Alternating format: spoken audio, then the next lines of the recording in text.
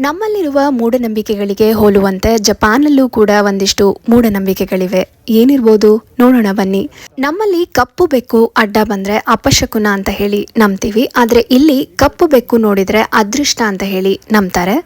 ರಾತ್ರಿ ಹೊತ್ತು ಉಗುರುಗಳನ್ನ ಕತ್ತರಿಸಬಾರ್ದು, ದರಿದ್ರ ಅಂತ ನಾವು ಹೇಳ್ತೀವಿ. ಇಲ್ಲೂ ಅಷ್ಟೇ, ರಾತ್ರಿ ಹೊತ್ತು ಉಗುರುಗಳನ್ನ ಕತ್ತರಿಸಬಾರ್ದು. ಕತ್ತರಿಸಿದ್ರೆ ನಿಮ್ಮ ತಂದೆ ತಾಯಿ ಸಾಯುವ ಸಮಯದಲ್ಲಿ ನೀವು ಅವರೊಂದಿಗೆ ಇರುವುದಿಲ್ಲ ಅಂತ ಹೇಳಿ ನಂಬ್ತಾರೆ. ರಾತ್ರಿ ಹೊತ್ತು ಶಿಲ್ಲೆ ಹೊಡೆದ್ರೆ ಹಾವುಗಳು ಬರುತ್ತೆ ಅನ್ನೋ ಮೂಢನಂಬಿಕೆ ಇಲ್ಲೂ ಇದೆ. ನನಗನ್ಸಿದ ಪ್ರಕಾರ ನಮ್ಮಲ್ಲೂ ಇದೆ.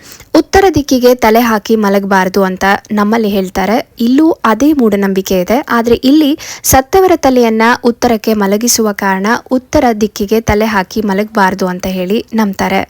ನಮ್ಮಲ್ಲಿ ಕನ್ನಡಿ ಹೊಡೆದರೆ ಅಪಶಕುನ ಅಂತ ಹೇಳಿ ಹೇಗೆ ನಂಬ್ತೀವೋ, ಇಲ್ಲಿ ಬಾಚಣಿಗೆ ಮುರಿದರೆ ಅಪಶಕುನ ಅಂತ ಹೇಳಿ ನಂಬ್ತಾರೆ. ಒಂಟಿ ಸೀನು ಸೀನಬಾರ್ದು ಅಂತ ನಾವು ಹೇಗೆ ಹೇಳ್ತೀವೋ, ಇಲ್ಲಿ ಒಂಟಿ ಸೀಂದ್ರೆ ಯಾರೋ ನಿಮ್ಮ ಬಗ್ಗೆ ಕೆಟ್ಟದಾಗಿ ಮಾತಾಡ್ತಿದ್ದಾರೆ ಅಂತ ಮೂಢನಂಬಿಕೆ ಇದೆ.